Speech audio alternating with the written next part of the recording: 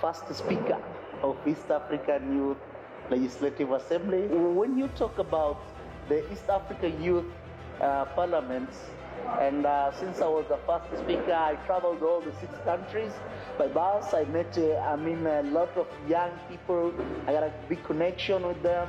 So that's really inspired me that what am I going to do after finishing being a speaker?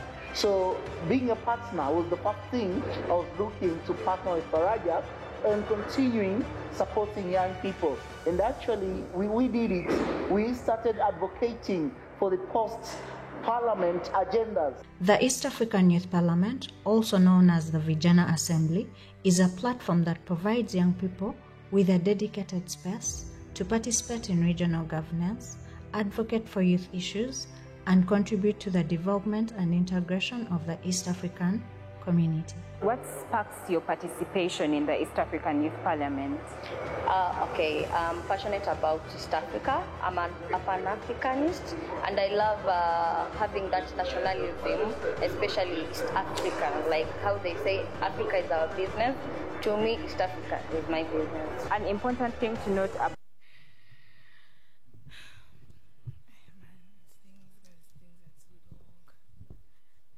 okay. I'll just manage. I'll manage. Good morning, everyone. My name is. You'll forgive me, they always have to adjust these things.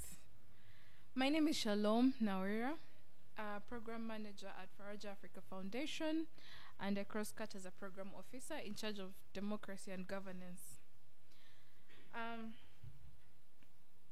First of all, I'd like to thank you all for coming today and for looking really smart. You're very smart. I'm going to talk about why we are having this space. We've noticed that often at times the youth are left out in decision-making processes. We're left out when policies are being implemented. We're not really consulted. We're not, involved in all these steps. So we have taken it upon ourselves to have spaces like this where we sit and have our issues expressed, where we are able to talk with ourselves and also create solutions for ourselves. We're not going to always wait on the government, to always come and tell us what to do. So as Faraja, we create such spaces to have young people between the ages of 18 to 35 come together to have issues discussed. So as we do this, I am kindly requesting that we always have to keep in mind not to politicize the space, but to have it as a solution-based space. Let us also be able to come here while we are debating and having all these motions, because I noticed your order paper is really on point. Most of the issues that are going to be discussed here are extremely current. Let us also come up with our own solutions. Let us also come up with our own ideas on how we can do things much better. Decisions are made not only from, up there, but even as from the grassroots. What kind of leader are you when you're home? When you come here to discuss, we're starting from the grassroots, yes, but the issues should go to the community, to the district, to the national, and then to the regional level. So you will notice that our space does not stop here entirely. After the sub-regional parliaments, we get to go to the national parliament. After the national parliament, we get to go to the East African parliament, that is the East African community, and then have this really out there. So I would like to thank our partners, first of all. It's because of them that we're here, and it's because of them that we have managed to come this far. I would like to thank Vijana Corps. I would like to thank Action Aid. I'd like to thank GIZ and the European Union, and also our mobilizer, who have not, I think she's not been able to make it. She's not feeling well. But I thank you, Emmanuel, nonetheless. You're doing well. You're doing well on a short basis, on a short notice basis. So, yeah, other than that, guys, I wish you the best. I wish you a nice day of debating. And one more thing, please don't politicize the space. Express yourself as openly as much as possible. This is a safe space. No one will shoot you. No one will take you in a drone. Nothing. Just feel free and be able to express yourself the way you would want to, and be assured that even though you may not see the change now, but we are working towards it, and we will develop a petition paper that goes to the Speaker of Parliament, and then thereafter we have, another war to fight after all that, in case there is any. So yeah, I wish you all a nice day and enjoy your day. Thank you.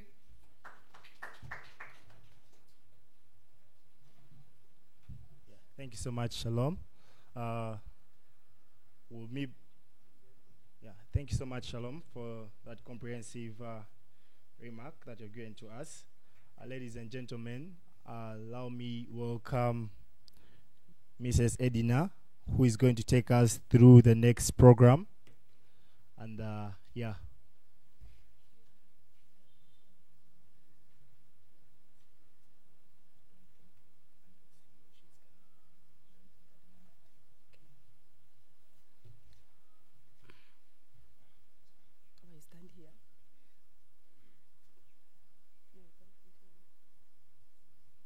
Morning. Good morning. My name is Edna. I work at Faraja. I'm going to take you through the route. Why is this side empty? Are these opposers? Are you guys arranged in camps or something? Is it possible to have some of you join this side? I'm scared. I feel like he's the only one who agrees with me. The rest of you are forming a coup. Okay, thank you so much. So I'm going to take you through the rules of procedure. I don't know if all of you have an order paper. If you don't have, you can share with the person in front of you. Is this yours, Emma? Who doesn't have? Okay, so what you have before you is an order paper. An order paper is a program in quotes or agenda of the Parliament. The Speaker and the clerks will be in charge of running this particular order paper. But I will take them through on how they actually read an order paper.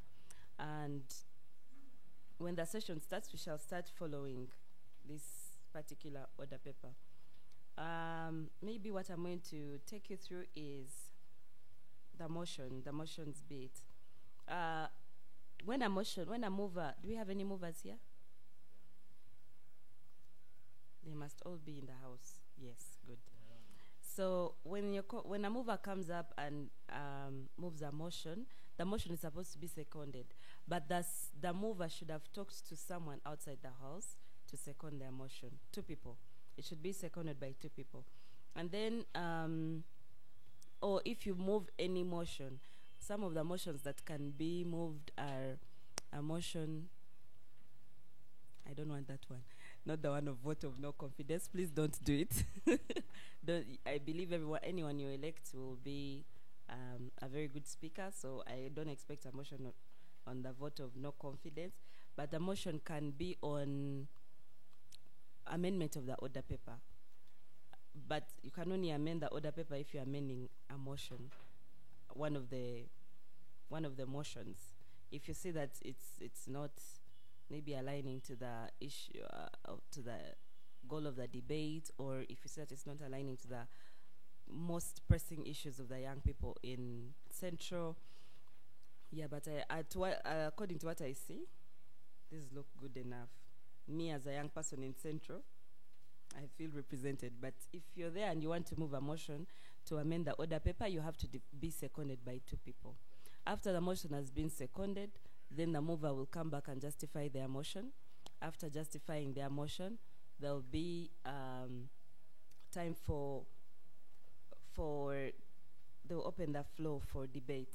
The speaker will open the floor for debate, and then the plenary can debate the motion, and then when it's done, the mover has to come back and defend their motion. After defending their motion, it will be put to a vote, and this is how we vote in Parliament, using aye or nay. So if you agree with the motion, you say aye, and when you disagree, you say nay. Then you don't clap. You're supposed to just stamp your feet. I think people here in Kampala, you already know. People in Central, you already know these things. You already know most of these things. So we'll do all that until the third, I said four, until the last motion. And then the second clerk will stand up and review resolutions. So what are resolutions? If you stand up and tell us that you're calling on government to prioritize the improvement of infrastructure to enhance economic development in the central region, if you don't agree with government being the solution, what is the solution? If you agree with government being the solution, how? What is the how? How do you think the government can realize results? Yeah. So don't leave this podium if you're speaking. Don't leave this podium without presenting a solution or without presenting a how. Yeah, and those will make up the resolutions which the clerk will be writing down and will be able to present to you. Yeah, so now we're going to have the election.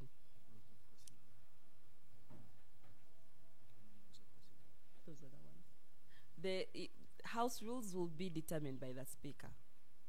It's according to how they feel. If they feel like if you're not wearing a suit, don't speak, they will go by that. But I doubt, because I feel like all of you in Kampala are you're not drunk on power, hopefully. Can I have some ballot papers? Shalom. Okay, now we are going to have an election. As Emmanuel helps me with something, we're going to have an election. This is how it's going to go. You're going to nominate the candidate. After the candidate has been nominated, the candidate has to be seconded by 2 people. After the person has been seconded, then the candidate has to accept the nomination. When after the candidate has accepted the nomination, they will be fully nominated. And we'll do that until one of you rises up on a motion to close nomination. That motion should be seconded by 2 people. After that, we'll vote on that particular motion, and the election will commence. We'll have 2 minutes for candidates to campaign, and then we vote. The voting will be on pieces of paper. You'll be able to write your candidate's name, and yeah, then we'll count the ballots, and the winner will take it. Whoever comes second will be a clerk, and the other, to ensure gender balance, we'll make sure that the other clerk is either male or female, and that will be selected by Emmanuel. Then also the sergeant at arms will be selected by Emmanuel. Yeah, so that is it. I don't know if you have any questions. Am I very fast? Okay. Do you have any questions on either the rules of procedure or yeah? So in the House, you can only stand up on 3 points. 1, a procedural issue. You raise up your hand and it's a procedure. But the thing about procedure is you will be questioned maybe if the order paper has not been followed or how the session is going. And number 2, you can stand up on a point of order. Point of order can be anything you see that is not an order. You can stand up on a point of order. But a point of order is never denied by the speaker. Because we assume that one of your points of order may be that the speaker, your life is in danger. Yeah, so if she denies, or he or she denies it, it might affect them. So a point of order is never denied, but it's my request that we don't focus on points of order because they can take away from the debate, from time of the debate. Let's focus on why we are here, which is to make sure that the voices of the young people in Central Region are represented. I believe each of you here was selected particularly because of maybe the position you hold or because you're a very vocal person, and the person who selected you believes that you can represent the voice of the people of Central. So please, especially the ladies, do not leave this room without speaking. You'll have done yourself a disservice, but also a disservice to the people you're representing. So when you come here, you introduce yourself and the district you're coming from. I would have introduced myself, but my district does not align with the region. So you might chase me out of your house. Okay. Any other questions? The other point, the last point you can stand up on is on a point of information. A point of information is granted to you by the person on the microphone, whoever is on the microphone, if you'd like to inform them. For example, if Honorable Emmanuel is lying to us that The people of Rubiji were not evicted. I can stand up and say point of information, sir. You are lying. And this is the truth. But the one on the floor can either deny or accept the point of information because it's up on their time. Yeah, that's basically it. So we're going to do a head count, but it's going to be loud so that we have not, you guys don't say we have planted participants. Yeah, you guys. So you're going to start with saying 1. So is there anyone who is seated here that is not eligible to vote? Emmanuel is going to help me. He's going to help me in the election, the presiding officer with me. The staff are already not seated with you guys, so I'm asking again, is there any partner? Are you voting? Are you voting? You're not voting? Okay, because I can see now you're seated with voters. Either the voters come in front, the lady and the gentleman at the back, can you come to the front so that I don't count you as staff? Are you going to vote? Okay, can you come? Either occupy the seats in front of you or there are 2 seats even here, unless you want to sit together. Can occupy the hands in front, please? Emmanuel has said you should sit in front. There's a seat here. I think the lady should come here.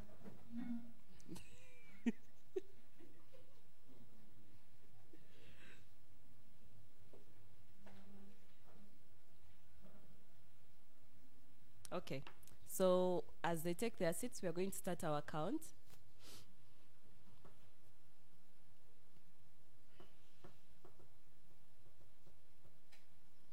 There's a seat here.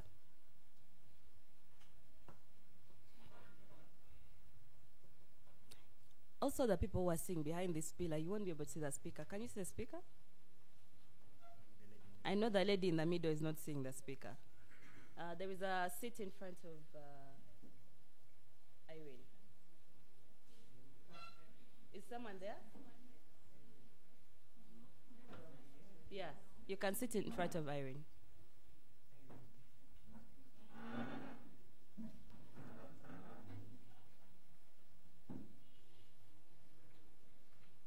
Are you voting? You're voting. You're voting, right? You're part of the voters. The gentleman in the suit. Can you come closer? There are 2 seats in front of you. Occupy them. One of them. Good.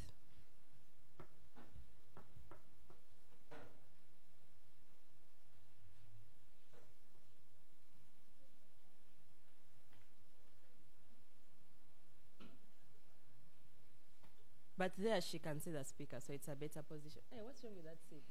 You don't want to sit behind him? No, but I want you to be close for the voting. There's someone? Who? Are they going to be him? No, you can sit there. Emma is going to be standing the whole day. Okay, we're going to start the count. You'll start with as loud as you can so that the last person can hear. Yes. 1, 2, 3, 4, 5, 6, 7, 8, 9, 10, 11, 12, 13, 15, 15.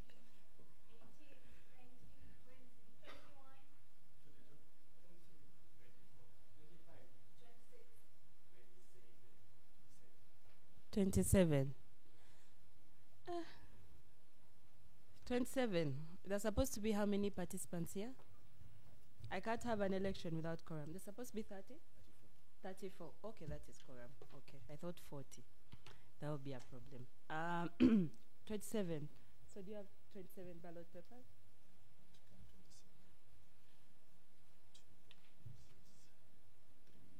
And count from there, they may say that we have put a paper. And the person who loses to concede that they have lost. 1, 2, 3, 4, 5, 6, 7, 8, 9, 10, 11, 12, 13, 14, 15, 16, 17, 18, 19, 20,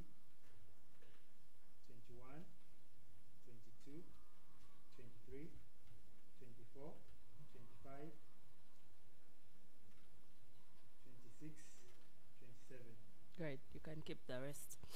Um, okay, so there are 27 ballots. Before we get into nominations, I would like to echo what Shalom said. Let's not, the election is just, it's not the main reason as to why we are here. So if you don't make it, make sure your voice is heard. Actually, for me, if I was in your position, I'd prefer to be among the people speaking and not the speaker, because the speaker's voice may not be heard because they're going to be leading the session, even the clerks. So can we have nomination? I open the floor for nominations. Let's have the first nomination. You can raise up your hand, I choose you, and then you come and nominate from here. Yes, honorable, you can come. Now we are all honorables, but don't call me honorable. Me, I'm not a honorable. You can come and nominate. Yeah. Good morning, honorable members. My name is Achio Violet. I am here to nominate Honorable Chironde Eugene. My district is Kampala. That's all.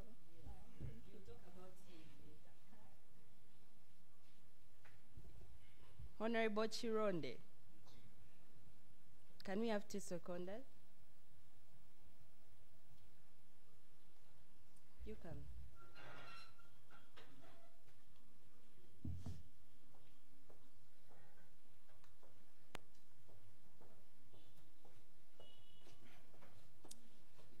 Good morning, House. My name is Michibi Lawrence William from Wakiso. I second Honorable Chironde Eugene.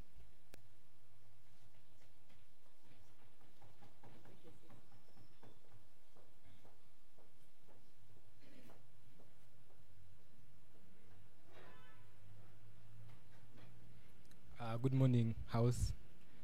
My name is Sega Elvis William from Mukono District. I second Honorable Eugene Chironde. Honorable Chironde, can you come and decline or accept the nomination? You might decline the nomination. Good morning, honorable members. My name is Eugene Chironde, and I accept the nomination for Speaker. Thank you very much. You refuse to be like Joe Biden. Can we have a second nomination? Yes, please.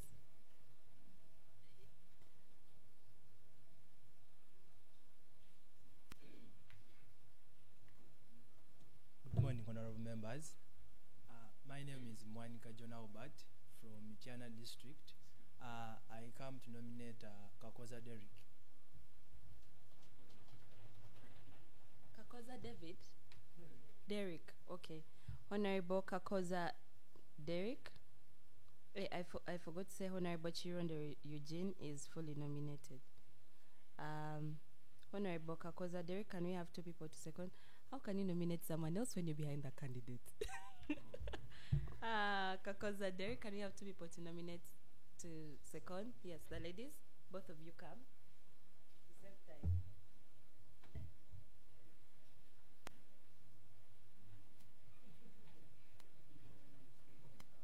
Good morning, honorable members. My name is Namtemi Winnie. I'm here to second Kakoza Derek. Good morning, honorable members. My name is Denise Victoria Bukira. I'm here to second Kakoza Derek. Okay, if you get on this microphone, you introduce yourself and the district you're representing. It's very important for the rapporteur. It's also important for our records, because we are counting the districts that are represented and those that are not. Okay, Honorable Kakoza Derek, can you come and accept or do a Joe Biden?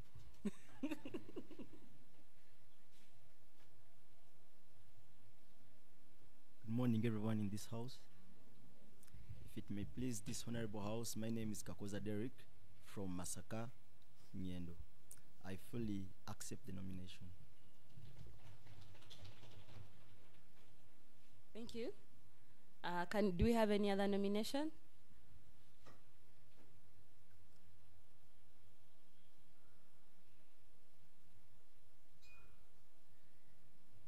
If there is no nomination, you can move a motion to close nomination.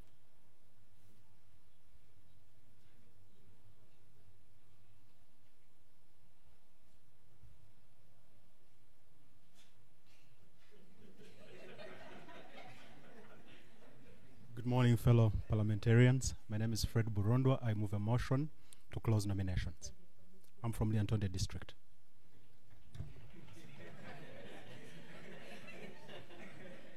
Can we have someone to second, two people to second this nomination?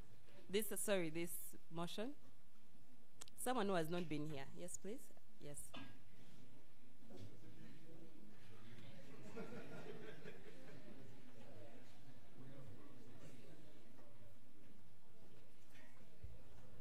Good morning, House. My name is Musasi Biblia from Wakiso. I second the motion before this House. Thank you. Good morning, House. My name is Sisi Sylvia Samuel from Kayunga, and I second closing the motion.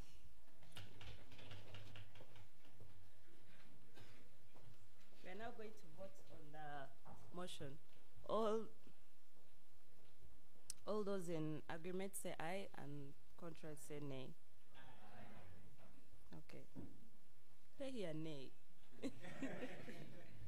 Okay, so Honorable Kakoza Derrick and Honorable Chironde Eugene have been fully nominated. We shall now have these two candidates to come and speak to us. Now that you only two, I'll give you 5 minutes each. Convince us to vote you. Can convince some other people to change their mind.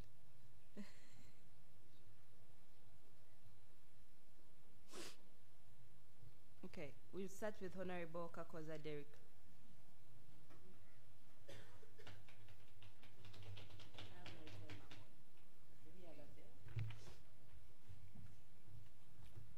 Good morning once again, delegates. Once again, my name is Kakoza Derrick from Masaka, a Pan-Africanist and a climate activist. Fellow young leaders, today we gather here for a very crucial moment in our history as honorable members. And we, as the next generation, Generation Z, I pray that, yes, this is our time to shape our nation and to determine our future. I, Kakoza Derrick, as a candidate contesting for the post of Speaker, I pray that may the good Lord guide you in the process.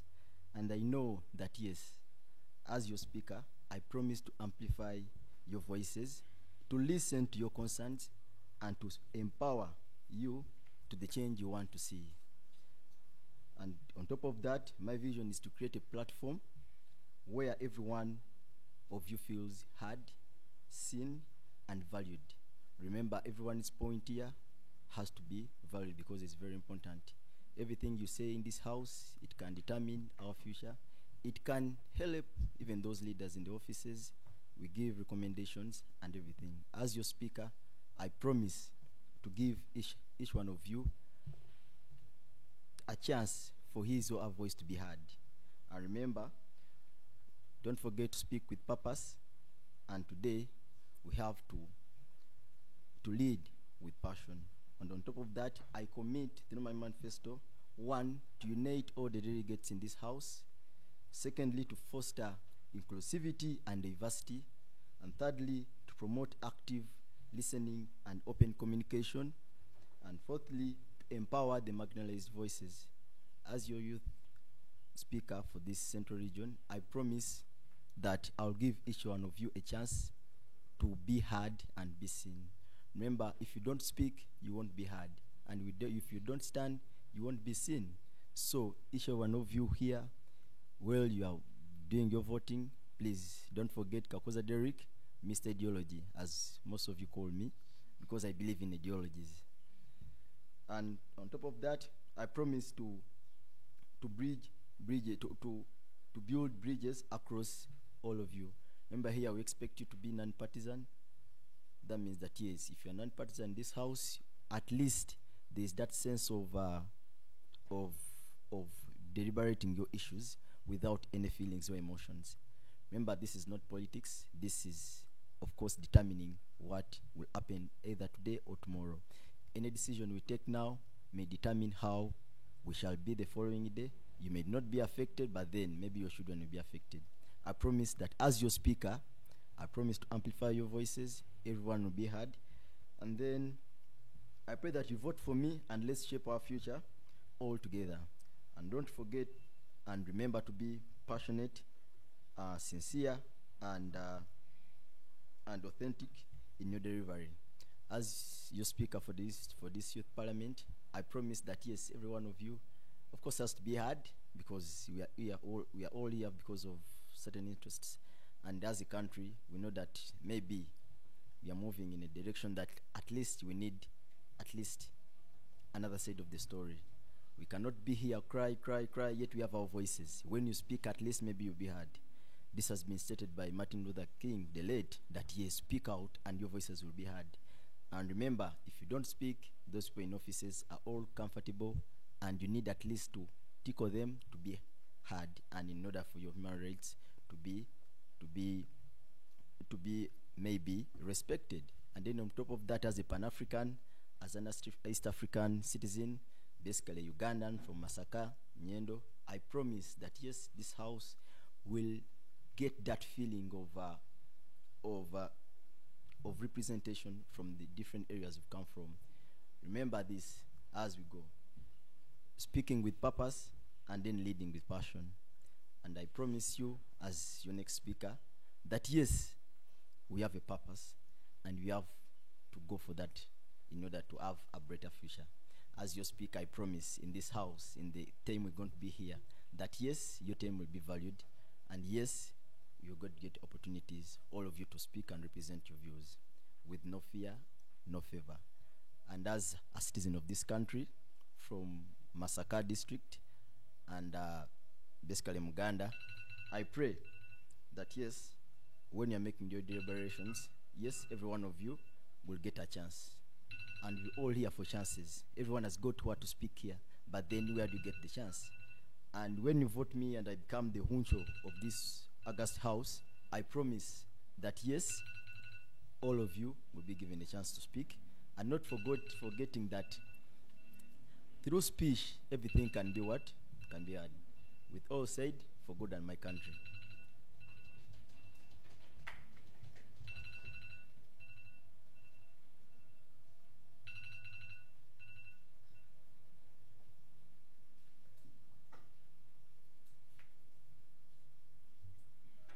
Honorable Derek, do you have an alarm clock?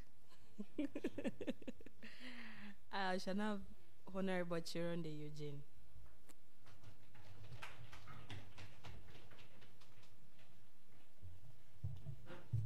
Thank you very much to the members of parliament here and to the person that nominated me, Honorable Achio.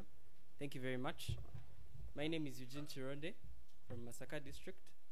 That's where I hail from. And fundamentally today, I have come to share with you why I want to stand for this position. Any parliament that is fully functional possesses three virtues. First, representation. The people should be able to represent the citizens that elected you to those positions in any nation. Second, it should be an effective parliament, one that through its members of parliament, the decisions they make should be able to create a positive impact for its citizens. And most important of all, the rule of law should be followed in any sitting that is so termed as a parliament. Today, thankfully to our sponsors and to the organizers of this event, we have been given that opportunity to be part of a parliament, to represent a voice. All of us here from the different regions that we have come from seek to address a particular message. And for a long time in this nation, I can say for the last 10 years, the voice of the youth has not been answered.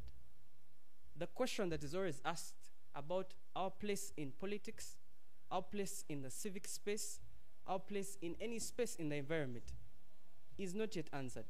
And today, through this sitting, we seek to answer that question.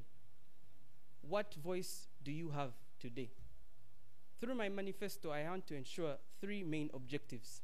First, is ensuring youth advocacy in this house, and not just beyond this sitting. This house should be used as a platform for youth advocacy.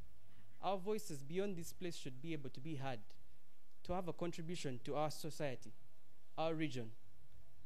The second is to ensure that we are empowered as a house. Before we seek to empower others, we have to first empower ourselves. We have to empower ourselves beyond the 1,000 shillings that you're given by your MP to go and vote them at the national level. And then you constantly, you hear most often that they are in corruption scandals. You hear that the nation is going ablaze. We have to sort that.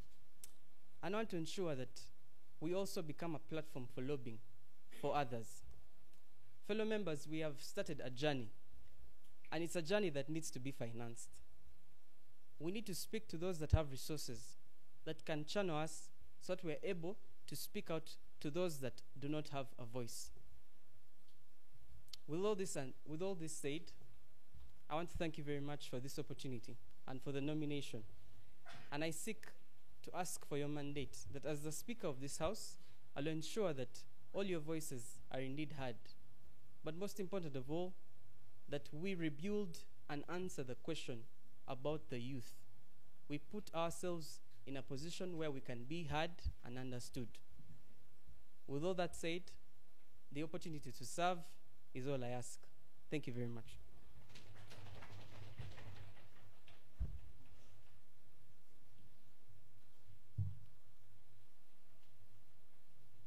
Thank you so much, Honorable Chironde. Honorable Chironde will be keeping time because he left 1 minute and 43 seconds. Don't stamp, I'm just saying. Okay, so now we are going to vote. Emmanuel is going to give out the ballots. Shall give you a minute or two to change your mind. Then he will come back and pick the ballot from you. Just write the name of the candidate you want, fold the paper, and return it.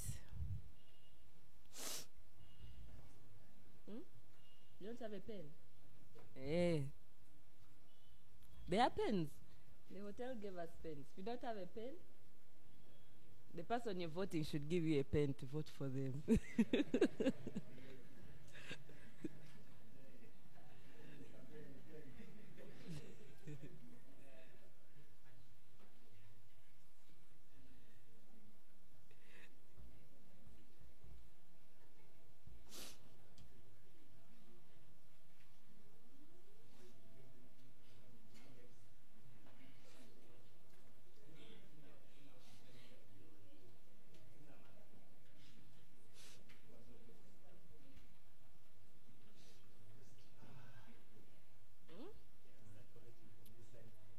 Are they ready? People are still changing their minds. You have a minute to change your mind. If you want another paper, we can give you. You just return it to, you turn the old one to Emma, then he gives you a new one. Yeah? It's coming. Time is not yet up. First change your mind. You want a new paper? She wants a new paper. Yeah, she's changing her mind.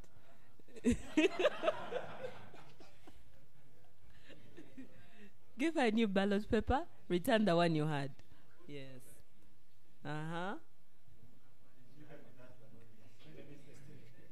Made a mistake. But you tear the one you have. Emma, I think you should give me the one you have.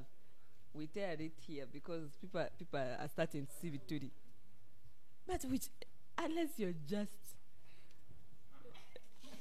changing your mind, because this look like okay, time's up. You can pick the papers.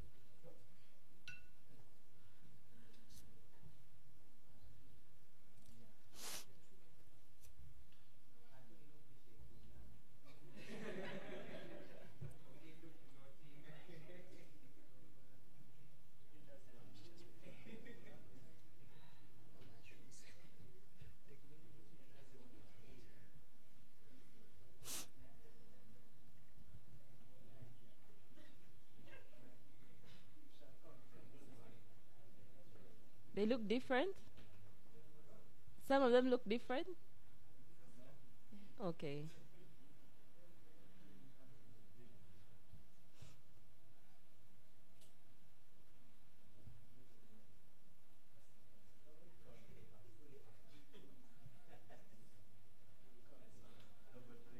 So now you're going to count the papers you have. I'll request one person from each camp to come and be an agent. One.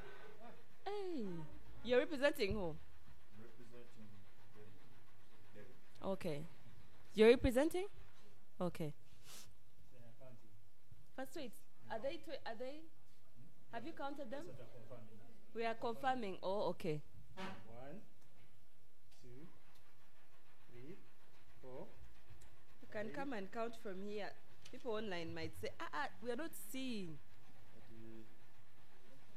1, 2, 3. Okay.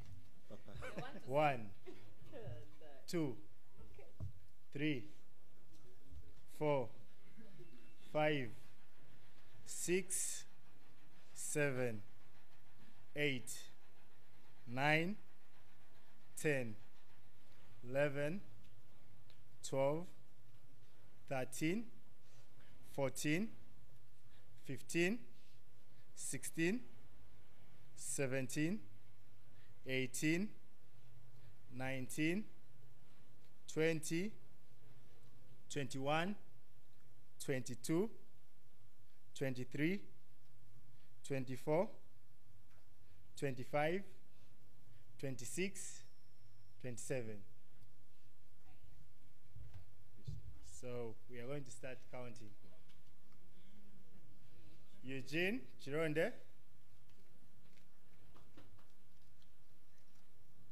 Kakoza Derek,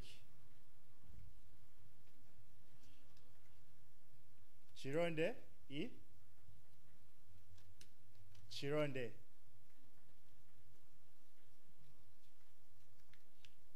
Kakoza,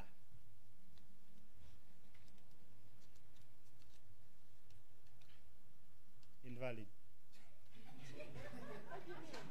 No, yes. Invalid.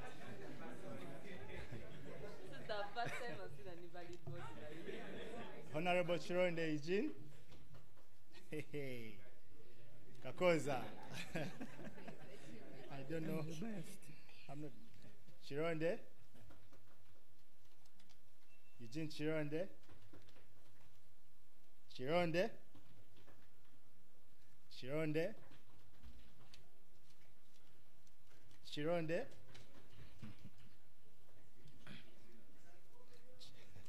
Chironde. Very well. I'm ready. Chironde. You can confirm this Chironde, right? That one is invalid. Chironde. Isn't it invalid? Why is it invalid? Chironde. Chironde. Chironde. Kakoza.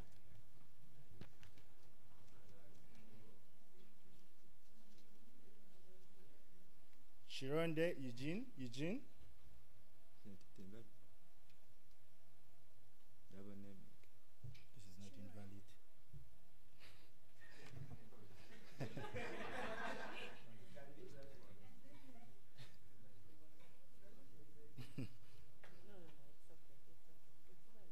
It's okay. Chironde. Kakoza. Kakoza. Hmm? Don't worry. Kakoza. Kakoza.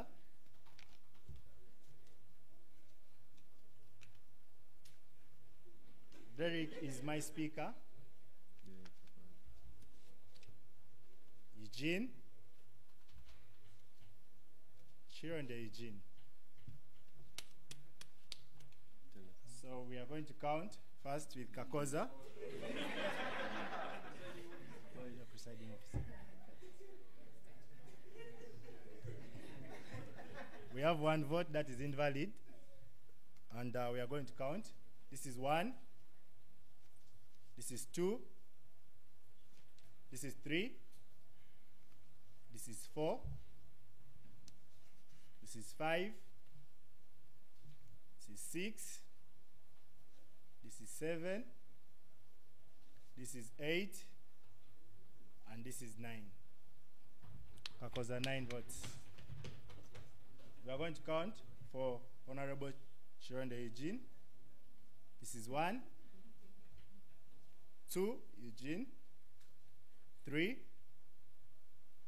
4, 5, 6, 7, 8, 9, 10, 11, 12, 13, 14, 15, 16, and 17.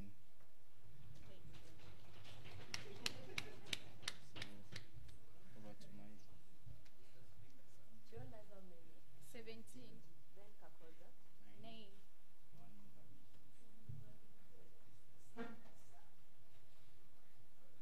But who didn't vote? How many? 17.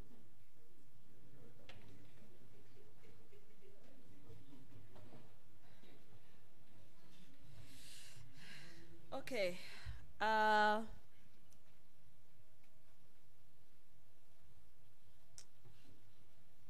Honorable Chironde Eugene is the Speaker for the 5th sitting of the Central Regional Parliament.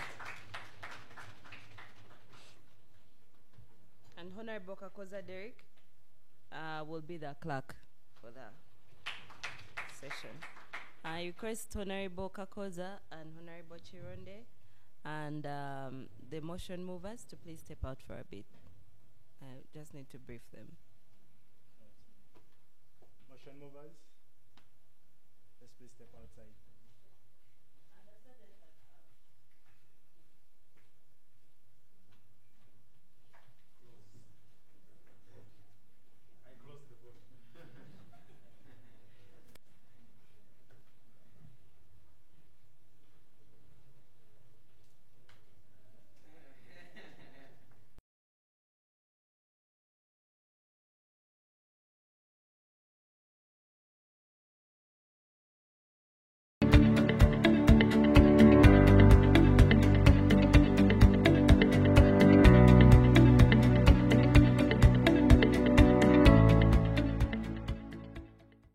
Faraja Africa Foundation and her partners organized the East African Youth Parliament in 2018 following the establishment of the East African Community, which comprises of 7 member states, that is Burundi, Rwanda, Kenya, South Sudan, Tanzania, Uganda, and the recently added Democratic Republic of Congo. Well, my name is Abdullahi Lugome. I'm first speaker of East African Youth Legislative Assembly. When you talk about the East Africa Youth Parliament, and since I was the first speaker, I traveled all the 6 countries by bus. I met a lot of young people. I got a big connection with them. So that's really inspired me that what am I going to do after finishing being a speaker? So being a partner was the first thing I was looking to partner with Faraja and continuing supporting young people. And actually, we did it. We started advocating for the post-parliament agendas. The East African Youth Parliament, also known as the Vijana Assembly, is a platform that provides young people with a dedicated space to participate in regional governance, advocate for youth issues, and contribute to the development and integration of the East African community. What sparks your participation in the East African Youth Parliament? Okay, I'm passionate about East Africa. I'm a Pan-Africanist, and I love having that nationalism, especially East African, like how they say Africa is our business. To me, East Africa is my business. An important thing to note about this year is that for the first time we have DRC on board, and Chris is not only the representative from DRC, but also the clerk for the 5th East African Youth Parliament. I've learned so much from them, and one thing is for sure, the future of East Africa, as one of the honorable said, is in safe hands. Learning about integration and how we as youth could benefit, on some of the things going on in the YALA as an institution, but also how do we get more, Congolese youth mostly to join this movement and help advance the region of East Africa community as a whole. The sexual reproductive health bill is pertinent to major issues concerning sexual education, issues concerning reproductive health, issues concerning the rights of people generally, inherently rights such as abortion, rights on segregative mothers, and all those, without forgetting menstrual health and hygiene. When we look at East Africa in general, we are really blessed with abundant resources, especially agricultural resources.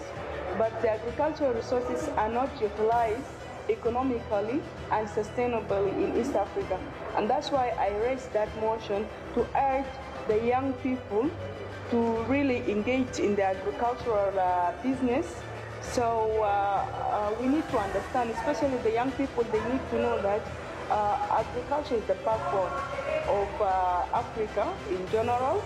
We started advocating for African Charter on democracy, election and governance, but also we were also advocating for South Sudanese to enter to Tanzania without paying visa. In that time, it was just like recently they were entering to the community, and still the young people from South Sudan, when they came to Tanzania, were entering by paying visa. So also we advocated for it, and that was the best practices.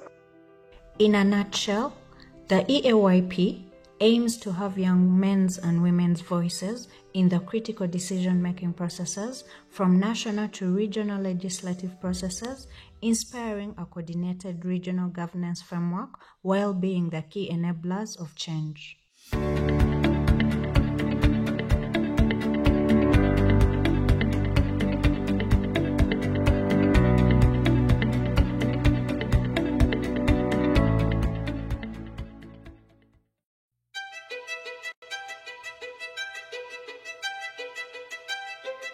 The East African Youth Parliament, also known as the Vijana Assembly, is a platform that provides young people with a dedicated space to participate in regional governance, advocate for youth issues, and contribute to the development and integration of the East African community. This is majorly a learning place. The more we present ideas here, we are grooming a leader. This East African Youth Parliament occurs every year in November. It brings members, youth from member states, the 7 member states of East Africa, that is South Sudan, Uganda, Kenya, Tanzania, DRC, Rwanda, and Burundi. I see myself as the place that I feel I can speak for my people.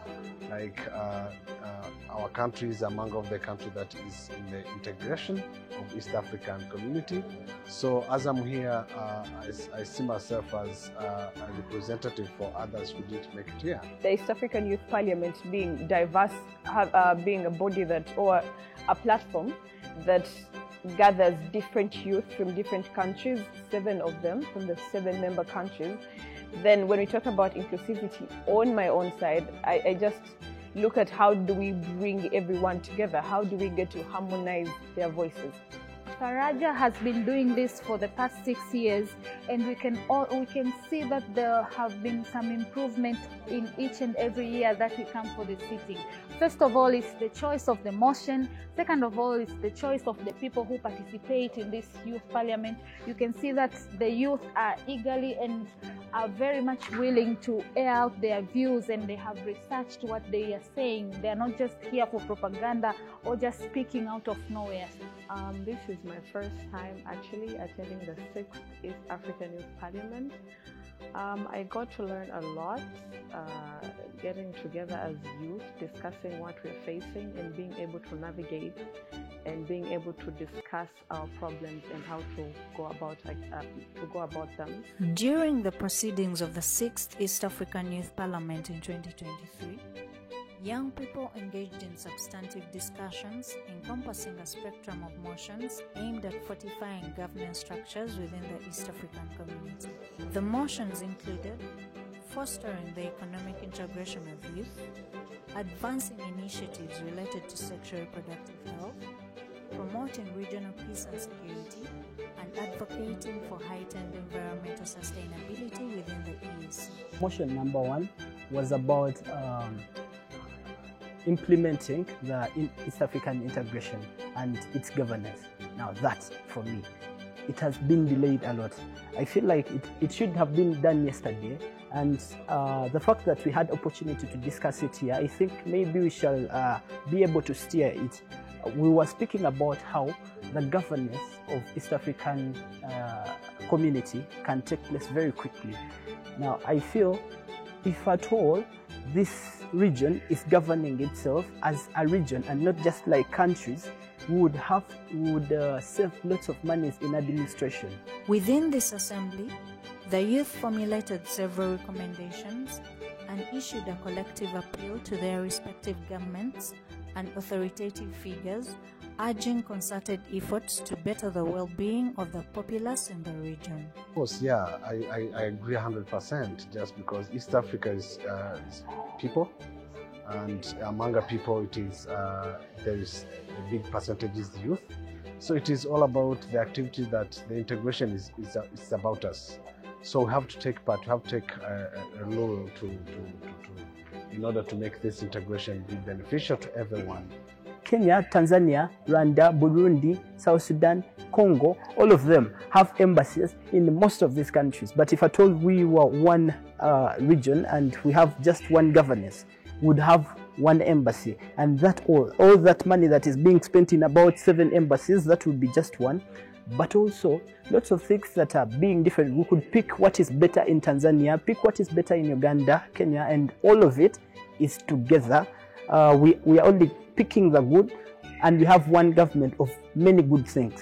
My experience was quite amazing, meeting people from different countries, exchanging ideas, engaging and debating as well. Today, I must say I'm elated, I'm grateful and happy for being newly elected as the Speaker for the East African Youth Parliament. It is a great mantle, it is a big office, and all I can pledge is to work hand in hand with all the different speakers from all the different East African states that have their speakers, to have us work together and put together the different resolutions.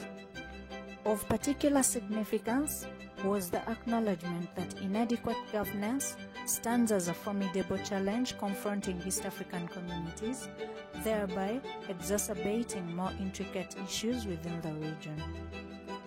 Consequently, the youth underscored the imperative of instituting good governance as a fundamental measure, asserting that this represents the inaugural stride toward effecting positive transformations within the East African context.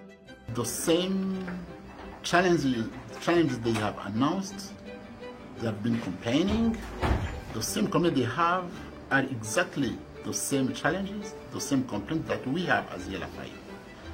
So it's a pleasure for me to really to announce it officially that we'll have to find a way to work more closely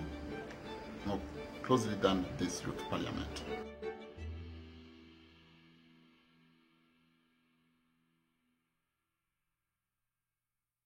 The Africa Foundation. Yeah. As always, the drill is you have the regional parliaments where youth get to debate on various issues. So how were the regional parliaments of this year? Well, quite interesting.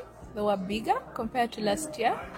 Remember, because last year we still had COVID, that was, sketchy. This time around, we had bigger numbers and we had wider participation. This year's Central Regional Youth Parliament has been an interesting one, where I've had young people come together and deliberate on issues that are actually pressing us. We are giving those spaces to exercise and also give out our views to those local governments. We will cry and cry and cry until Jesus comes back. So far, this is the first youth parliament I've attended. Physically, I had attended the virtual one in 2021, but it has been a beautiful experience. A lot of brilliant people to meet, seeing the youth passionate about the matters of the country. I think each year that gets by, the youth parliament becomes more interesting and it gets better. It's a very enriching experience to see young people debate on pertinent issues that affect them in society. It's a blessing to tap into their cups of wisdom, because they give us a fresh feel of what is good, and the youth parliament offers it on a silver platter. The question the youth are asking out there, how do you choose this member of parliament to come on the floor of parliament? Okay, for starters, it is always a competitive process, that is for a fact. But in the competition, we look at leaders, young emerging leaders, who have hands-on skills, who have done something, and we also give a lot of consideration to the leaders from the grassroots, because given our development approach, we're using a bottom-top approach. I don't want to lie to you that I'm going to go and pick someone that has been in power for some time, that is exposed already. No, we want that person who has not been here one time, or that person who is able to talk, who is able to speak. And of course, while we're doing that, we consider special groups, I'm talking about the PWDs, yeah. I'm talking about the special groups. We're looking at the women, the young mothers out there, and the person who maybe didn't finish school, but are trying to make it out there. So it's not like we don't want everyone to participate. I also have to have regional balance. We want each and every region. I was so inspired by the sessions. When I was cheering, at some point I got lost in my head. I said, imagine this was the real parliament, because the people were really respectful. Under my guidance, I managed to imagine in 30 minutes, 18 politicians speaking to the point. That was special, and we need to improve this, keep on going with this. Now, one day is not enough for everyone to understand the content of the motions. We tried, but we can only try. So this has inspired me. I want to really talk, say, okay, what are the chances? Can we see, is there any chance that we could keep on these conversations? Maybe even if it's quarterly. Because this crowd, if they have another chance to debate, they'll just get better and better and better. So the issues that were carried out from all these different regions were put together, and of course we use the whole problem analysis sort of method to come down to the motions that we've discussed today in the chambers. During the event, we had 3 motions, but one of the most outstanding motions that really that really touched me was the motion on cattle rustling in the eastern part of Acholi sub-region and Karamoja.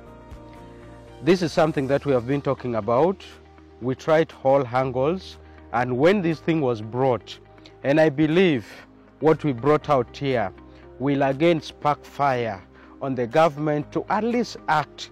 Traders who have handed over their guns to the government, you will find that they have been promised that maybe we are going to give you these livestock and other things to do.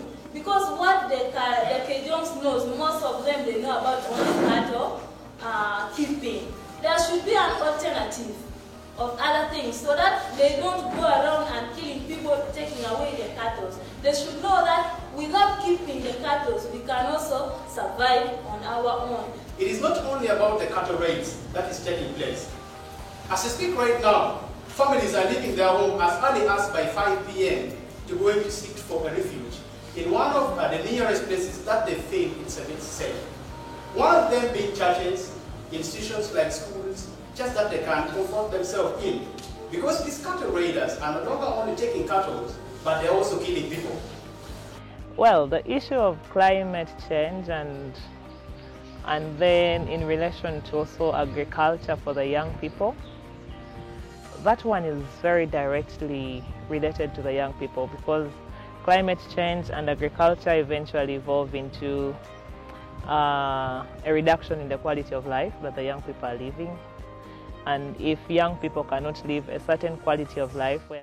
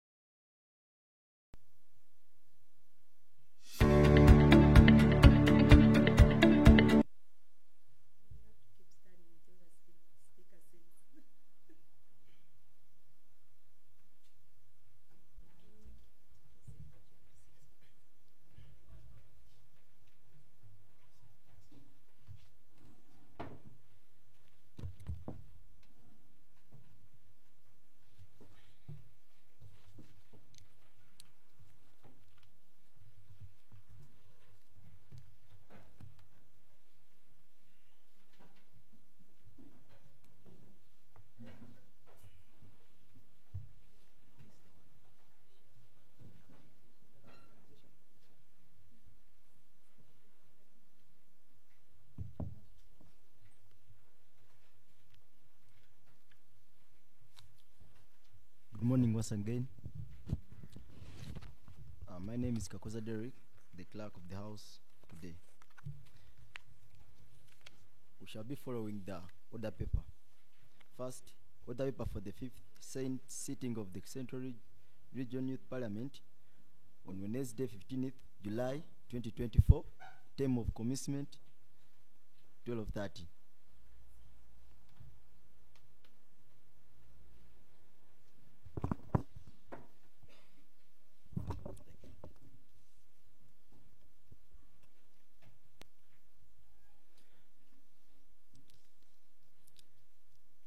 Goes the first item.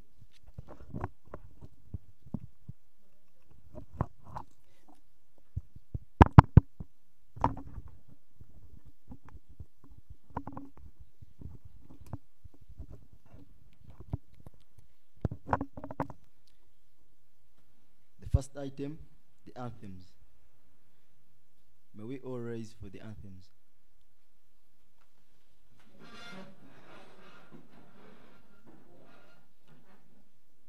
We shall start with the national anthem, the Uganda national anthem. O Uganda, may go the poor, we a future in their hand. United free for free, but together we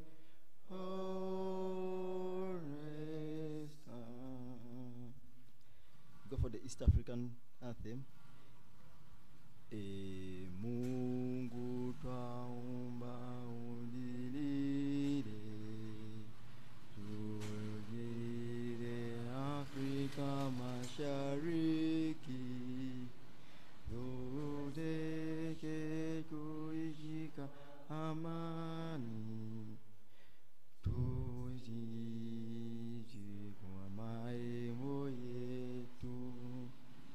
Then we shall go for the Uganda anthem.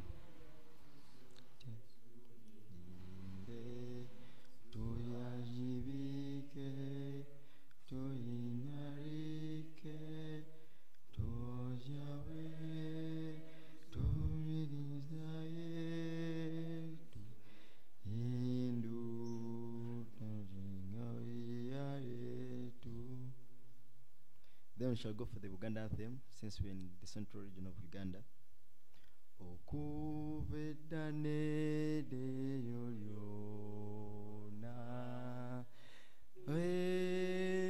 Janga Uganda, Otiamale yanyo egwangalia, Fe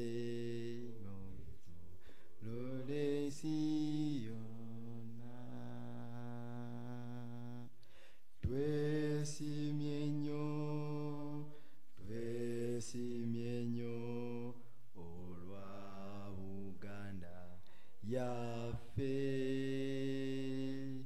Ekitiibwa kya Buganda kyava dda naffe tukikuumenga. Then can all shall I have an opening prayer?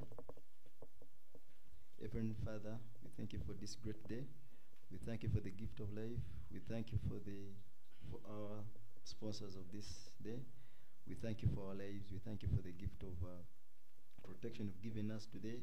We thank you that, yes, you brought us all here without any accident, without any inconvenience. We thank you, God, and I pray that we have good deliberations and a good session. We pray all this through Jesus Christ, our name. May the grace of our Lord Jesus Christ and the love of God and the fellowship of the Holy Spirit be with us all, now and forever. Amen. We can now take on our seats.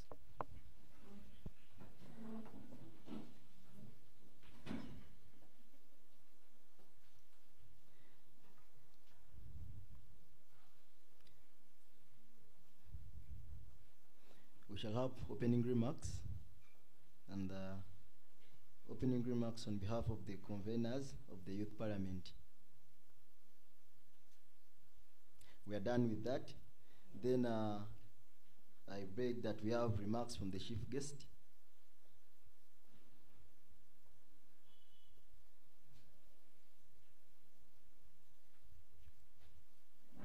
Thank you.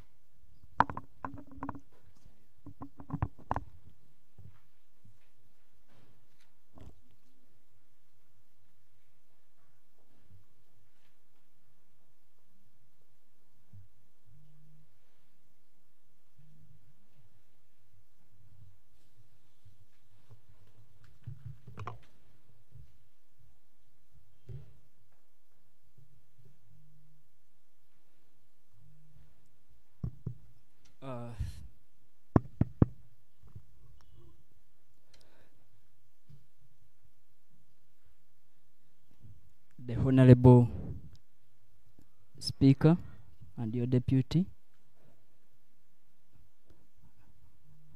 Honorable members of the Youth Parliament, distinguished guests, members from Faraja Foundation and other sponsors, ladies and gentlemen, good afternoon. It's an immense honor to stand before you today as the chief guest at this significant Youth Parliament session organized by Faraja Foundation for Buganda region. I'm deeply humbled by this invitation and grateful for the opportunity to engage with the leaders of today, though others wish to call them leaders of tomorrow, of which I disagree with.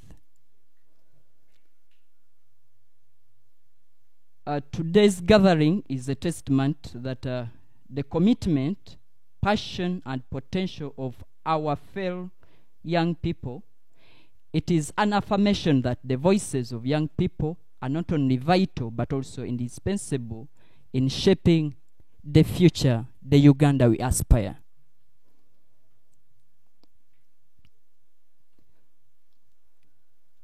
Your presence here today is a powerful reminder that young people are not just the leaders of tomorrow, but we are also the leaders of today, as I've earlier mentioned.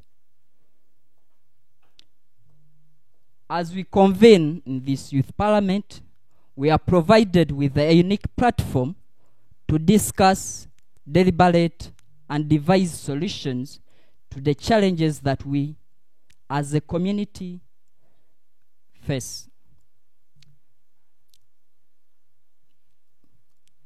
This forum empowers, I'm sorry to include myself, but I believe I'm one of you, not so?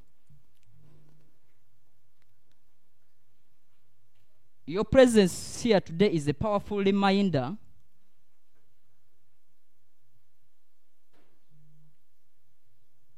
And we as young people, we must express our ideas, articulate our concerns, and propose actionable solutions that can drive positive change. It is through such engagements that can harness the collective energy of young people, creativity, such that we overcome some challenges that may be taken for granted by the so-called decision makers of this regime we are having currently. As we are all aware, Buganda region, like many other parts of Uganda, we are facing significant challenges, particularly that impact our young people. As we are all aware that unemployment remains alarmingly high, and many young people struggle to find meaningful work despite their qualifications and skills. I believe majority of you here, you might be having your bachelors, your diplomas, your masters, but you have struggled ever since you graduated to find what you can do administratively. And even some of you, your shoes are worn up now. But are we really happy for the current situation? Yes, you might have seated here, but think of other thousands you graduated with. Where are they right now? What are they going through?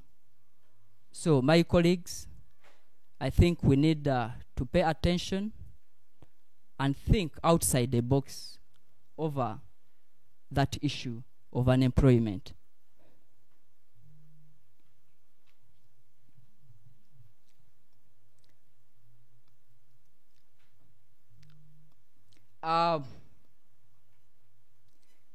The economic challenges exaggerated by COVID-19 pandemic have only intensified these issues, leaving many young people in a dilemma and uncertain about their future.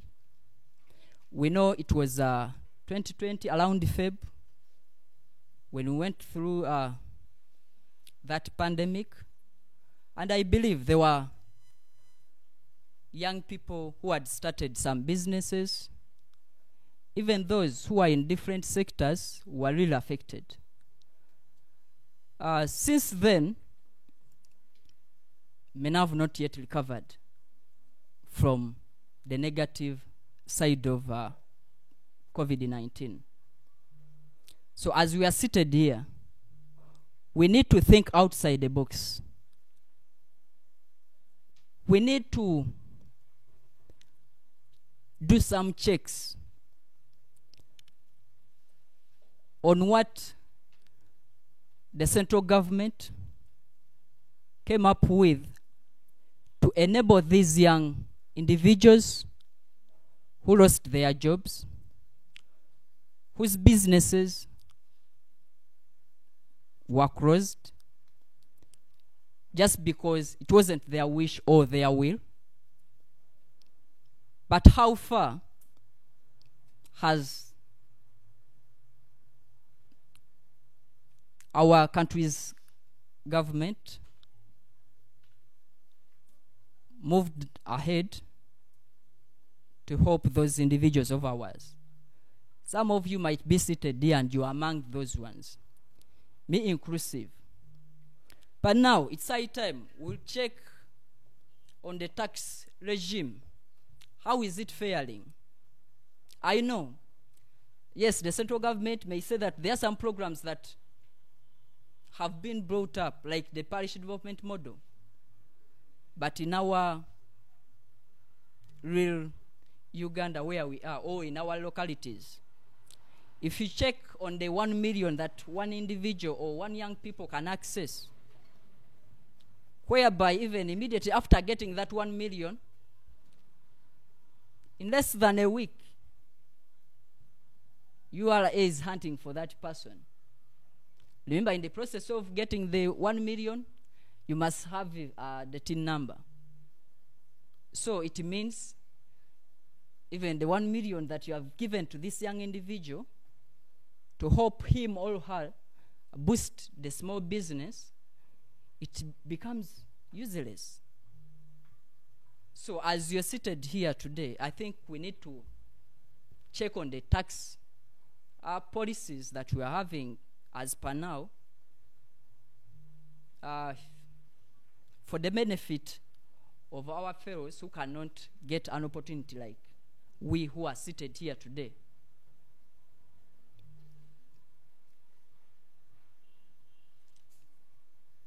I've mentioned that unemployment, then COVID-19, they are not the only challenges that are affecting the young people. We need to think of the access to quality education. I know we are taking the right path, but are we performing? Currently, the curriculum for the education of secondary level was changed. But if you happen to visit those schools, are the equipments there? My dear sisters and brothers, as we're seated here today, we need to think, how best can we push the government not only to leave this best idea of changing or diverting from promoting or making or creating more job seekers than job creators to die like that, as other good policies or even other ideas are fuming away like that. So we need to think outside that also. We need to talk more and advocate for that. You may be seated here today, but I would request, we are from different localities. Try to visit that secondary school in your locality. Just abruptly. Yes, they are saying that hands-on skilling, which is the perfect and it's the only way to go. Because we have many job seekers than job creators. But now, are they having sewing machines? Try to visit those in art subjects. Are they having the required equipments to enable them perform and get the best out of that child the moment he or she graduates from secondary level? So we need to check the quality of education. And it's we who have got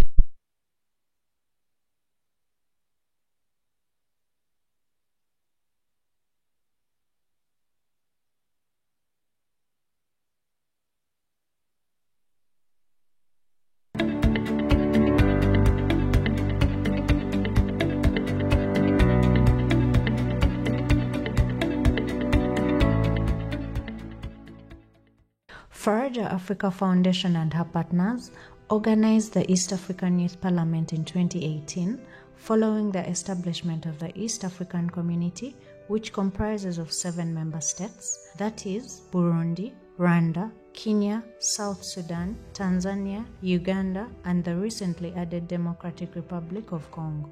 Well, my name is Abdullahi Lugome. I'm first speaker of East African Youth Legislative Assembly. When you talk about the East Africa Youth Parliament, and since I was the first speaker, I traveled all the 6 countries by bus. I met a lot of young people.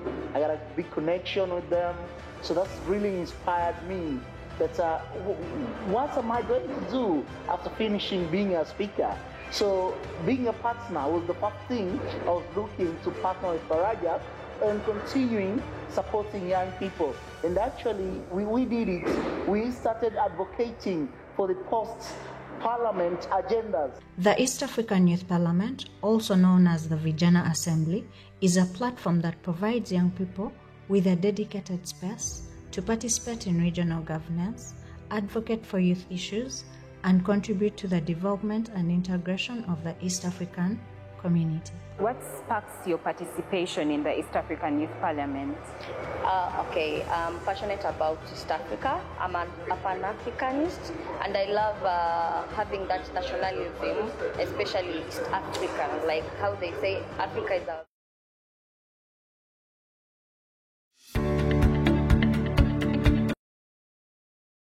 Just a mere organizing this session, I believe you're demonstrating a profound belief in the capabilities of young people.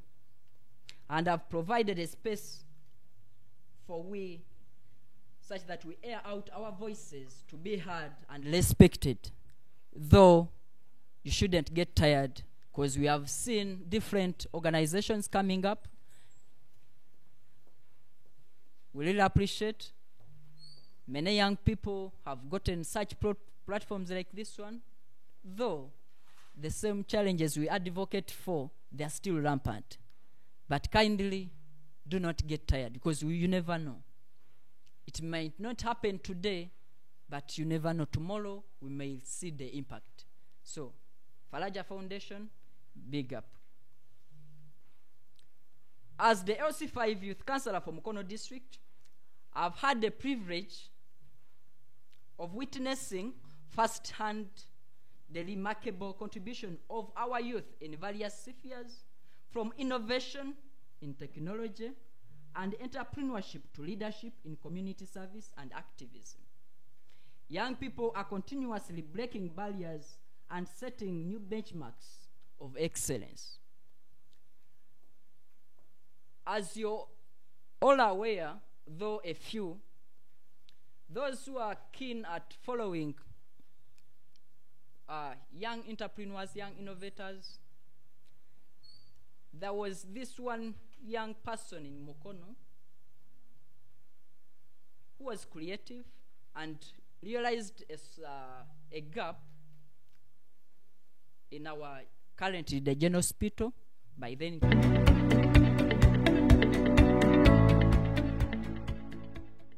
Faraja Africa Foundation and her partners organized the East African Youth Parliament in 2018 following the establishment of the East African Community, which comprises of 7 member states, that is Burundi, Rwanda, Kenya, South Sudan, Tanzania, Uganda, and the recently added Democratic Republic of Congo.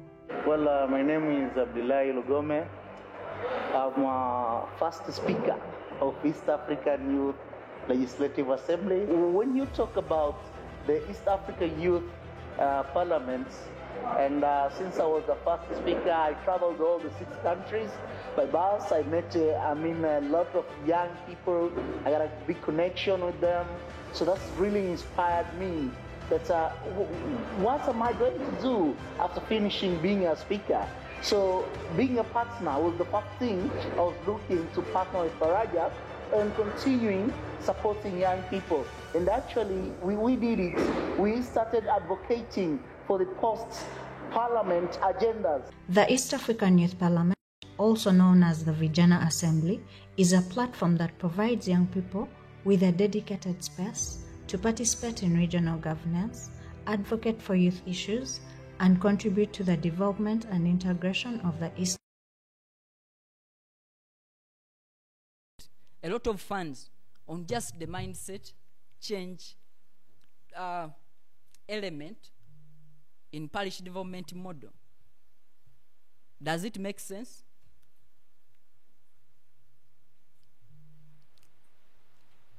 As a young person, how am I going now to play around with the taxes, the many taxes you're charging me on the 1 million you're giving me? What do you expect me to do? So I believe, kindly, those lamenting about mindset change being an issue for the young people, they must stop and think on other alternatives. The many issues we have raised, our voices must be respected.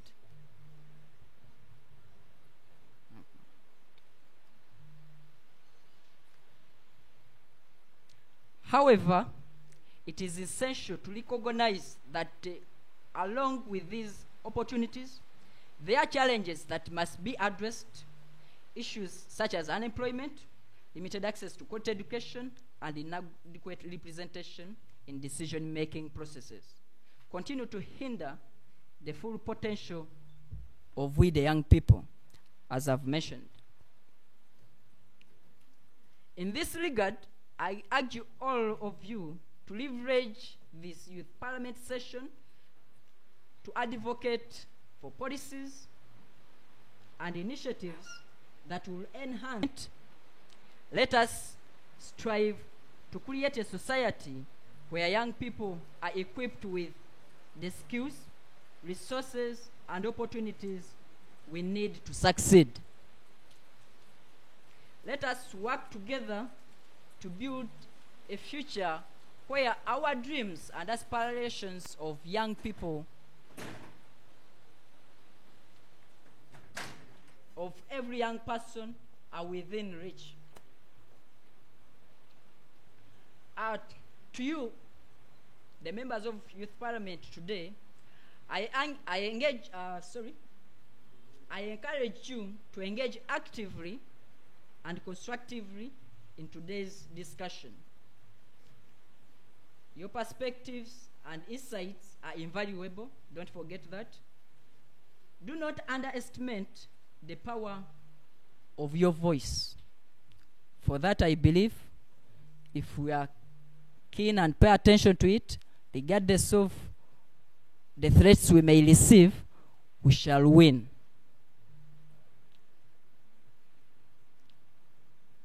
As I conclude, I want to reinstate my gratitude to Faraja Foundation and other civil society organizations. I've seen Vijana Coups. I know the Parliament of Uganda, they have a hand in this. Action Aid, plus other supporting organizations,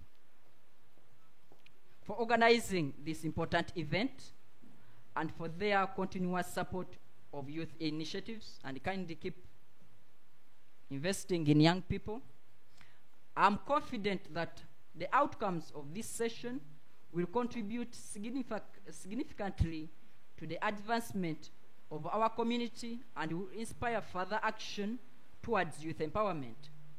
Thank you, and I wish you the best deliberations. I remain Lauben Senyonjo, the LC5 Youth Councillor, Mukono District.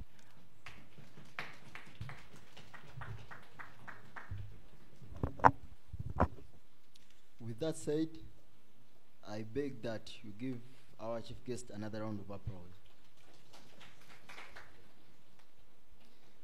Then next on the order paper is the election and induction of the speaker. We are done with that, and I want to thank you all members of this house for exercising your constitutional right to vote for the right speaker, Honorable Huijin. The next is we had to be suspended for an official photo, but because of climate change, we can do that later on. Thank you. Then item 6 on the order paper is communication from the speaker and commencement. I request the speaker to officially open our debate.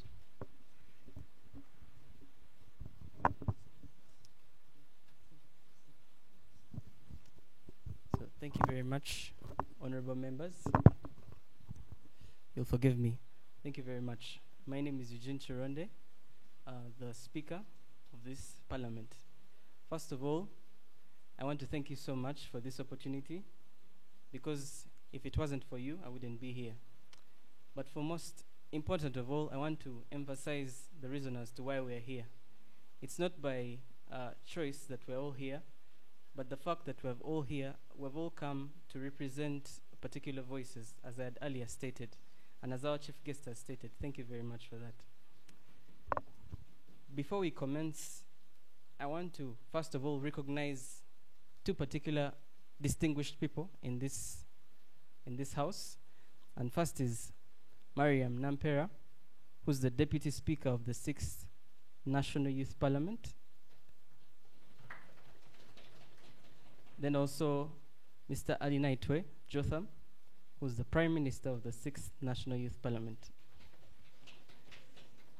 Those two are children of this house, so they had to be recognized. Then I want to emphasize particular rules that we shall be using in this discourse that we shall have. And without further ado, first of all, we should have proper participation from both the genders. And I encourage that all of us are able to speak. Today you should leave after submitting the different issues that you have seen while you were coming here. Then you should present solution-based arguments. Yeah? Be able to give us and spotlight how you would think the government should solve some of the issues that you've raised. Let them be actionable. And also give us research. Do not just come to speak as they say, but ensure that your arguments are backed by research. Other rules will be on how our house shall be run. First of all, we shall not clap, but rather stamp our feet. Then we shall address ourselves cordially as honorable members of the parliament and respect each other.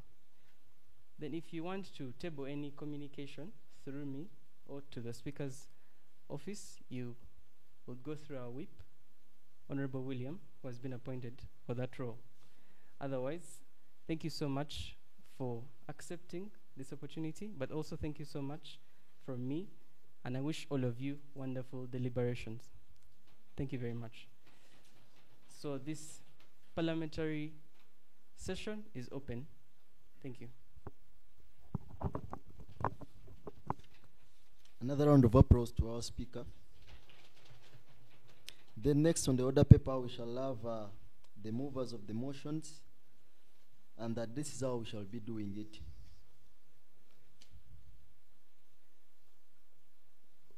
When it's your time to move a motion, of course, I'll call upon the mover, the honorable mover of that motion. Then we shall have at least 2 seconders of that motion. And then the move of the motion will come back for justification as to why we need to actually have a debate, an extensive debate about that motion. And then the House will be open for debate with the guidelines from the Speaker. The first motion is, that is 7.1, motion calling on government to prioritize the improvement of infrastructures to enhance economic development in the Central Region. That will be moved by Honorable Fred Buronda from Lyantonde.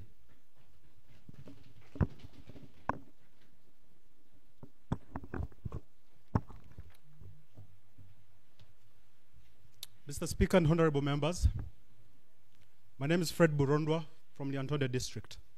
I stand here to move a motion on our order paper 7.1, motion calling on government to prioritize the improvement of infrastructure to enhance economic development in the Central Region.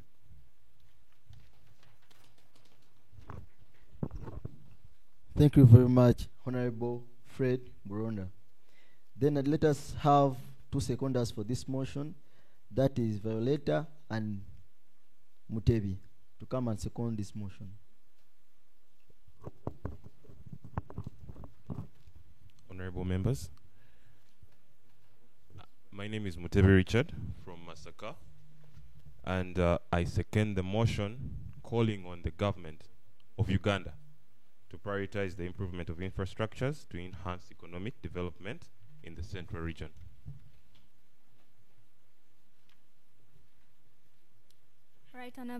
Right Honorable Speaker and the honorable members, good afternoon. I second the motion. The motion to urge the government to prioritize infrastructure development in the Central Region. Yes, and I want to emphasize, when you get to the podium, please say your name and the district from which you hail from. Thank you very much.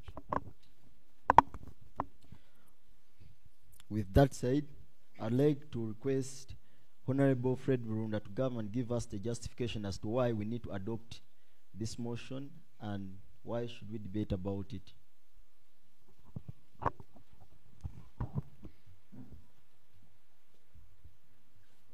Mr. Speaker and honorable members, I'll restate my name, Fred Burondwa being it. Mr. Speaker and honorable members, our chief guest tonight made a good case, and I picked a word incubator. It's going to form my argument today. I never make speeches, write them somewhere. Mr. Speaker, the National Development Plan, we are now on the National Development Plan number we are building. But number 3 gives us perspective that we are building largely in our freight is largely on road transport. The argument is the cost is too high for business because it costs more to transfer from Mombasa to here than it costs for person to trade from somewhere they're transporting. So the question of ship transport gets cheaper, but the question is we are losing over $500 million in freight transport within. So it's a big argument, so that the idea being pushed by the government is how do we run then to water transport that makes it a little cheaper and rail transport. So that's the infrastructure level we are getting to. That's number 1. I would make a good case that for most of the projects we run, I am here managing to speak on a microphone because of basic electricity. The World Bank, Mr. Ajay Banga, and the African Development Bank president, a month ago, were looking at how we address the electricity challenge in Africa, which is about 600 million people who are off the grid. They are looking at investment of making sure 300 million of those get to the grid and are connected. Mr. Speaker, that's a case I would make another day, but I don't have time. I want to make a case that resonates to the people. I come from the people of Liantonde, and somehow the people that have never gotten a chance to enter a room at Ryder Hotel today. Who are those people? 2.4 million. 1/3 of the children born in this country never get the opportunity most of you have gotten to speak basic English and have basic writing. I come to the case of the incubator my brother was trying to state here. The infrastructure around the technology.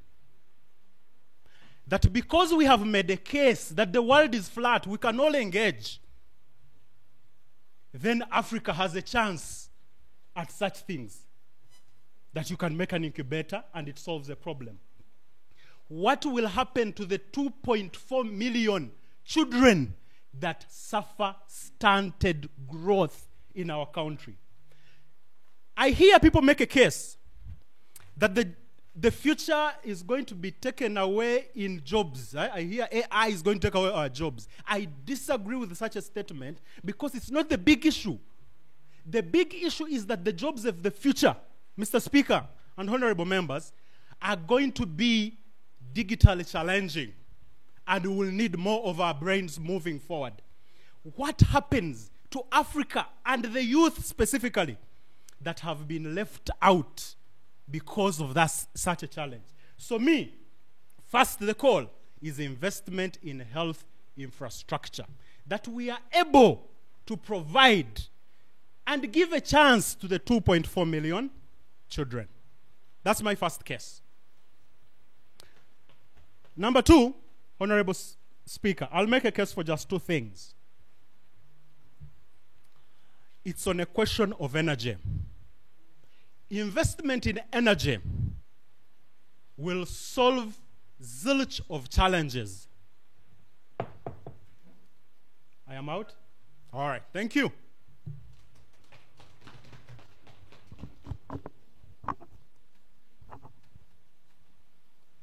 Yes, I believe you had driven your second argument conclusively. And so I will just, for the matter of ensuring that every member of this House is able to understand what you have said, give you 30 seconds to conclude on your last submission, and then we shall open the House for debate. May you reign, Mr. Speaker. we are now right to a good speaker. Thank you. Now, Mr. Speaker, I was making a case for energy. And for me, it comes to agriculture. Agriculture has 5 elements if you're addressing it. You have good soil, you have a good seed, you have water, which is irrigation, you have fertilizer, number 4. Number 5 is care. But for me, I'm looking at the 2. Water and fertilizer. Those are the 2 energy issues in agriculture. Addressing the 2 gives a chance for you when you have made a road. You don't make a road where we won't transport nothing. All crops, when it rains, you know, we are facing a problem of climate change, for example. When it shines hard. When it rains, it washes away everything. Imagine the development and investment in climate-resistant crops, giving a chance to the biggest population of our economy, where most of the youth are going, agriculture. Mr. Speaker, you've given me 30 seconds. I want to respect those.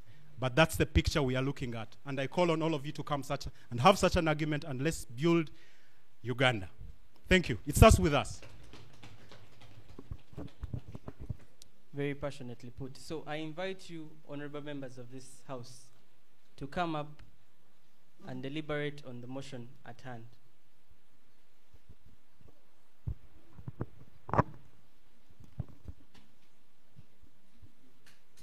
Oh, apologies.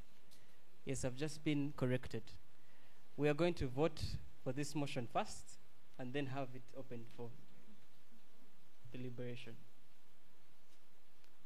I pray to be guided.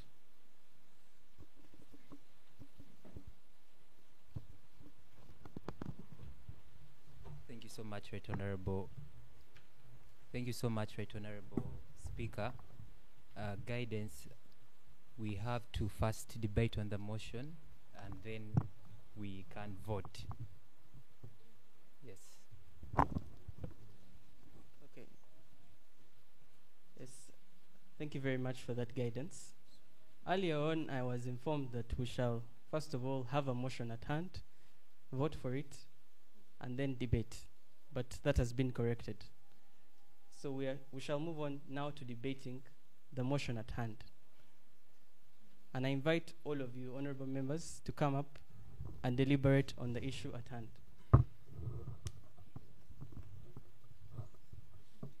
Yes.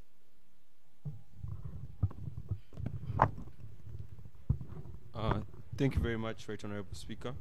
My name is Chidowere Andrew. I'm from Chibuku District. Now, the right procedure, I believe, that is supposed to be followed. Once the motion has been read to the House and seconded and justified, you're then supposed to pose a question to the House to allow us debate onto the motion. Then later on, we vote on the motion to be for the resolutions and the motion to be adopted. That is the right procedure to follow, Right Honorable Speaker. Thank you very much. Thank you very much, Honorable. And as I had earlier called up Honorable Chitandwe Kennedy to come up and deliberate on this issue.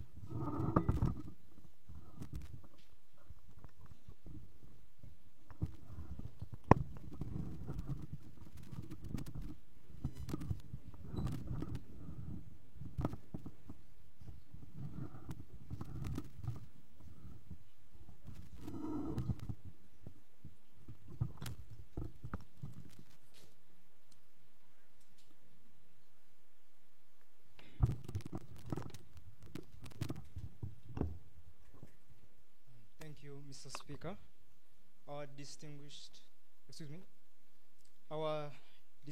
chief guest, honorable members of parliament, esteemed colleagues, and fellow citizens, good afternoon to you all. My name is Chitandwe Kennedy, and I'm from Mityana district, Zigoti. So I'm here. It's an honor to stand before all of you today to present my unwavering support for the motion calling on the Ugandan government to prioritize or support the motion that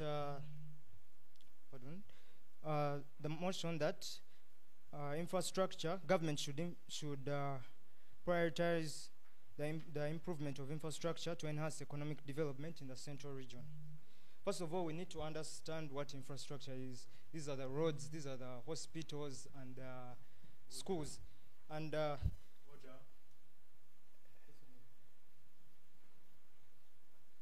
you, Mr. Speaker. Mr. Speaker, I raise on a point of order. And, I ask, is it in order for the gentleman to...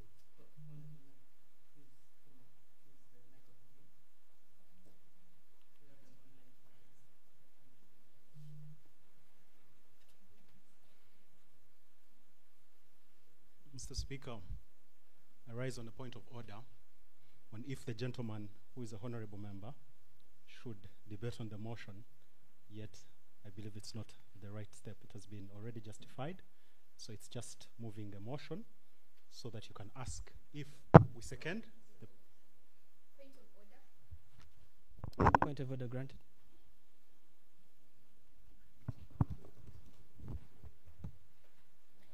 Honorable Speaker, I am Natlin from Nebi, West Nile, and I'm asking, is it in order for Honorable Fred Burondwa to address him as gentleman in the House? It's not in order, Honorable. Yes, Honorable.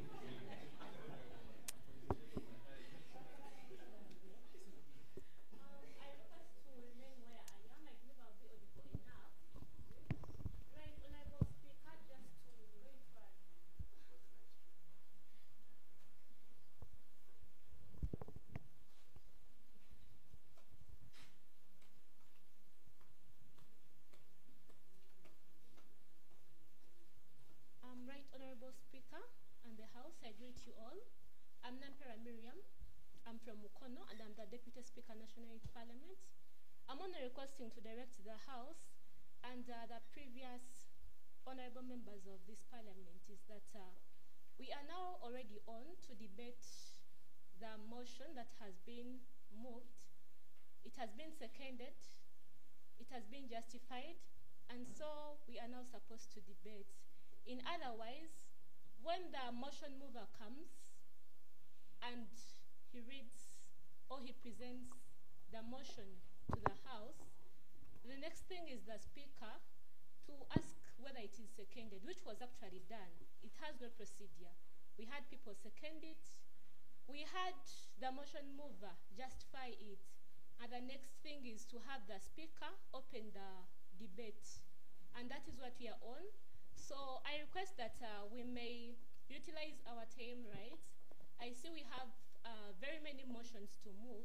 So if we spend a lot of time on, just these petty issues, we may miss out on discussing pertinent issues. And in the long run, some of us may get annoyed that we've been given chance to represent our minds. Thank you, Right Honorable Speaker. Very important words from the Deputy Speaker there. So, Honorable, please come up. You only have 1 minute left. Thank you, Mr. Speaker. So, according to the recent statistics from the Ministry of Works, 25% of the roads in the central region are poor. They're in a poor state. And this has hindered transportation and it has also hindered trade and led to high transport costs. And it has reduced the competitiveness of local businesses. Not only roads, but also hospitals and schools. Yeah, so that we can all have better roads, better infrastructure, and also enhancing our telecommunications.